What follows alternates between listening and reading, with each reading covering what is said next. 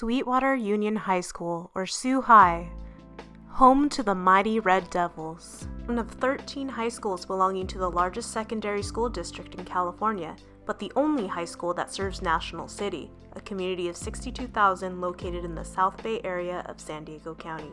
National City is situated near the bay, just over 3 miles from downtown San Diego and 11 miles from the Mexican border. Its proximity to the bay means it's near naval bases. This is a major supplier of jobs to surrounding community members. The high proportion of Latina and Latinos among both staff and students lends itself to a deep sense of Mexican culture and pride present throughout the school, and it's probably the most evident at school events and assemblies.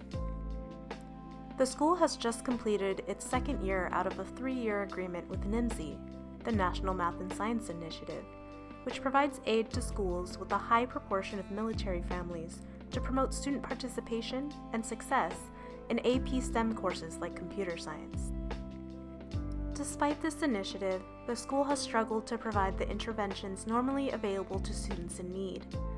This is attributed to a district budget deficit of over $60 million, discovered early in the 2018-19 school year.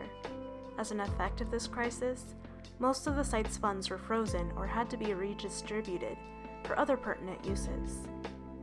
Because of this, I decided my service would best be dedicated to the hard-working AP Computer Science students I was already helping during the instructional day as a full-time teacher. As their teacher, I was dedicated to providing my socioeconomically disadvantaged students with the academic interventions and AP test preparation sessions I would not have been able to provide them under their current budgetary limitations. For most of my community service hours, I offered Saturday school to both my AP Computer Science A and AP Computer Science Principal students at Sweetwater High.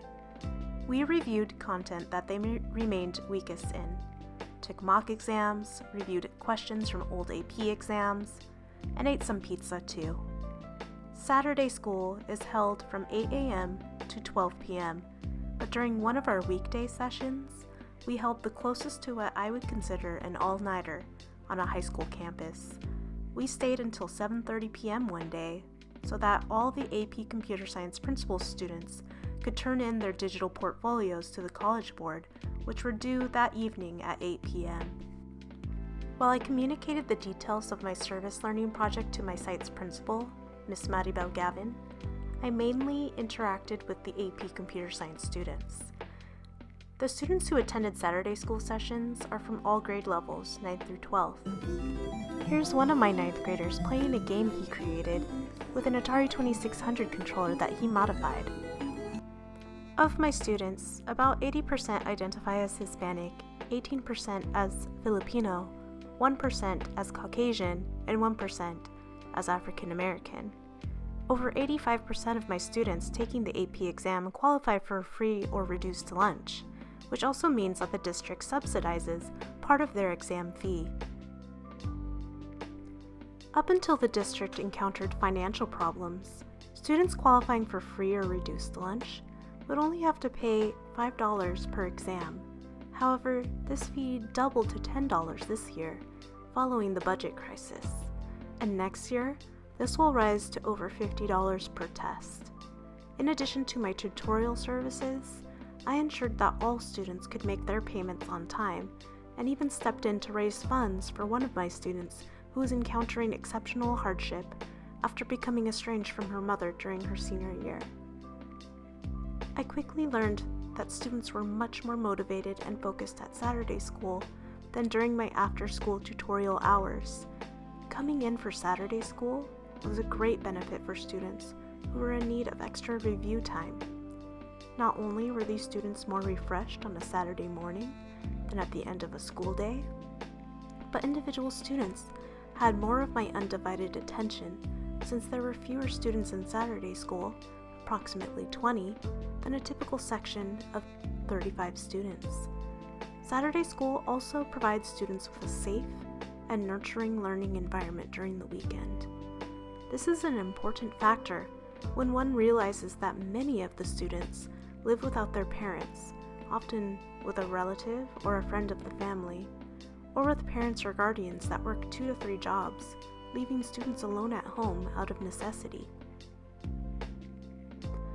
Throughout both my career as a full-time educator and my experience in the service learning program, I have learned that serving students from high-need socioeconomic backgrounds not only entails academic assistance, but building resilience and self-efficacy in students.